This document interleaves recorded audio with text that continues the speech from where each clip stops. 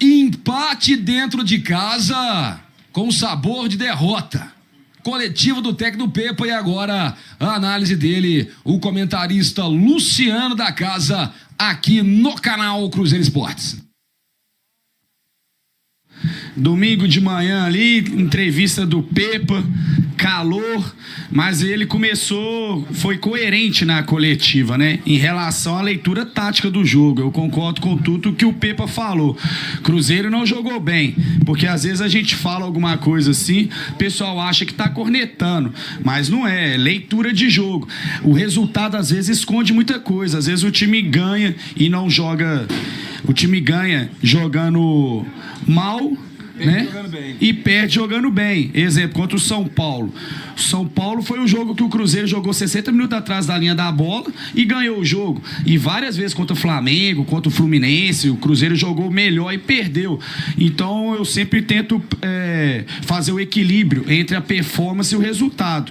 Hoje eu não saio daqui frustrado, Diogo. Eu não saio com o sentimento de que o Cruzeiro empate com sabor de derrota, porque aí dá a impressão que o Cruzeiro deixou escapar 2 pontos dentro de casa. Não. Mas você acha que não? Não. O Curitiba jogou muito bem. O Pepa ainda, né? Aí ele, concordando com o que ele falou, que a minha leitura é semelhante da dele, ele falou, o time foi desorganizado, o time jogou espaçado, o time jogou ansioso. Inclusive ele falou isso tanto no sistema defensivo quanto ofensivo, porque você pode ver que o Curitiba, às vezes que chegava no ataque do Cruzeiro, na defesa do Cruzeiro, chegava com muita qualidade, tinha muitos espaços, e o Coritiba não foi mais feliz porque ele teve o mesmo problema que o Cruzeiro tem, não caprichou nas finalizações. A gente lembra no primeiro tempo aqui, ó, um lance que o rapaz perdeu antes da marcação do pênalti. O Cruzeiro perdeu uma com o Wesley, tanto é que um melhor jogador em campo, até palavras do Pepa, né, que o time todo foi mal, quem foi acima da média foi o Rafael Cabral. Então acabou a conversa. O que quer dizer? O melhor em campo foi o goleiro, o time todo jogou mal. Então quer dizer que se o goleiro foi bem, o sistema defensivo sofreu, né? Aí entra aquela questão que aí é bobagem mesmo, eu concordo. Tá na zona de rebaixamento, é líder, Campeonato Brasileiro realmente é muito competitivo, né? O que eu fico ali com a sensação de chateação é porque sempre que o Cruzeiro precisa vencer para consolidar na parte de cima da tabela, em cima, né, velho? Né, que é uma parte gostosa de disputar, o Cruzeiro não vai. E hoje era um jogo dentro de casa. Não é porque tinha que ganhar, porque era o Curitiba, é porque era dentro de casa. E o objetivo do Cruzeiro agora, né, era tentar encostar mais no G4. Por mais que eu não sei como é que atualizou a rodada, vamos acompanhar. O Cruzeiro estava em 8º, 3-4 pontos do G4. Em nono, permanece em nono. Pois é, mas a rodada ainda tem muita coisa para acontecer. Verdade. Mas a diferença do G4 estava curta, né?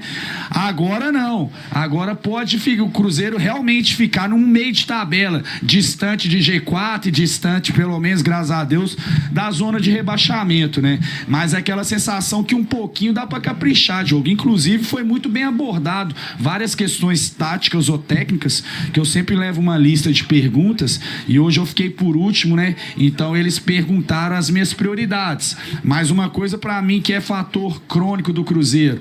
Cruzeiro, pra mim, tá com um problema físico, tá? Eu falei isso durante a transmissão. Eu vi. Não é por causa de hoje. Perdeu o jogo com Fortaleza, foi assim.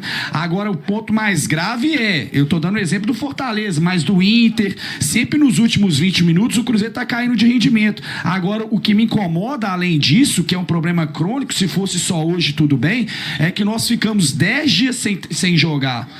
Né? Quase uma pré-temporada. Depois nós estamos 3 semanas jogando uma vez só por semana.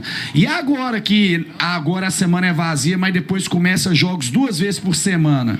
A gente vê um Vital tá pregando, Bruno Rodrigues tá pregando, Marlon tá exausto, os volantes mesmo hoje teve que mexer porque o Jussa cansou, Machado também tá arriando. Resumindo, se é um problema de um ou outro jogador, tá tudo bem, mas é um problema coletivo. Então tem que até que rever essa questão de treinamentos aí na toca, mas perguntar isso pro Pepa, ele falou que não, que é mais o mental. Não acho, tá? Aí é aquele negócio, infelizmente é uma coisa subjetiva, não dá pra mensurar, entre aspas, né? Porque a fisiologia do clube consegue. É só pegar o dedinho lá, o sangue lá, dá pra avaliar cortisol, um tanto de substância que avalia estresse ou não, muscular, né?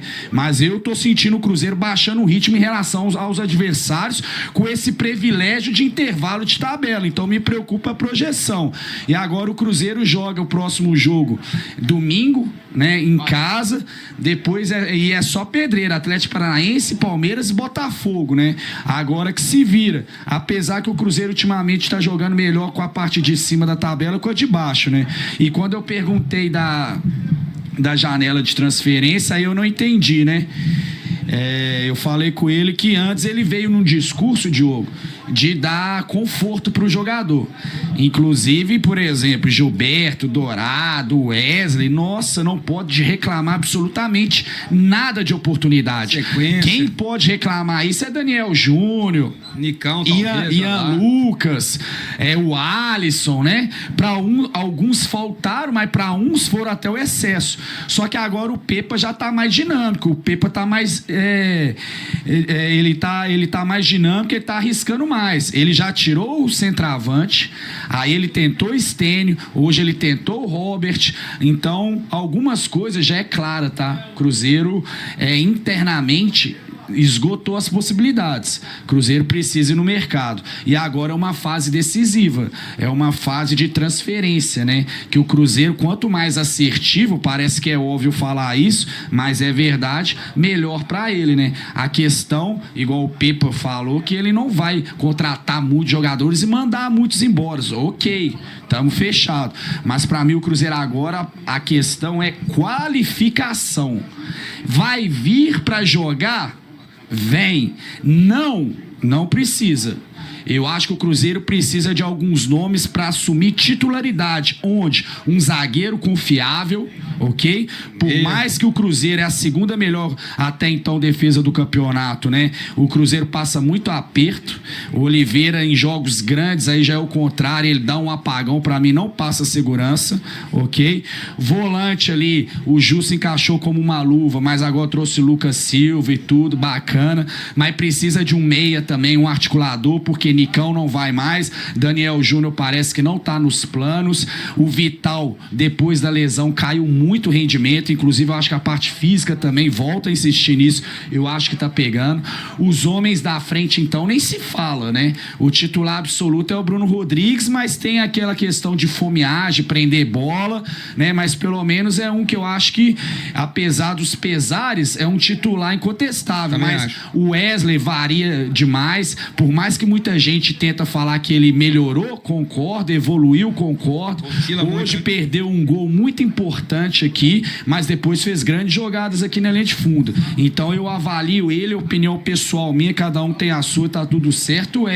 O Wesley melhorou, mas não tá bom ainda. Não é aquele atacante sólido, confiável, né? E depois nem se fala, então. Gilberto, Dourado, né?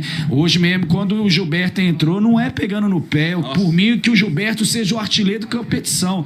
Mas eu acho assim, perde toda a força ofensiva. É uma brigaiada, é feio demais, é uma luta. Embora agora. Eu prefiro os meninos em campo, pelo menos, dando mais versatilidade, apesar que não estão prontos, né? O Robert hoje, por exemplo, aí Stênio também está em processo de formação. Vamos ver o Paulo Vitor, os outros contratados ali, e se o Cruzeiro realmente encerra essa novela Matheus Pereira, né? Precisa de uns caras, referência técnica mesmo, que aí sim, Diogo, aí é diferente. É até mais fácil para você lançar um garoto. É por isso que o Flamengo, o Palmeiras revela bem.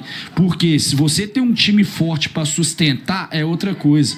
Então, exemplo, você tem um zagueiro de confiança, para você lançar um menino jogar do lado dele, é outra história. Mesma coisa com o atacante, entendeu? Então, primeiro você tem que formar uma espinha dorsal confiável para dar suporte a esses meninos da base. Por isso que a palavra-chave agora é o seguinte: assertividade na janela de transferência.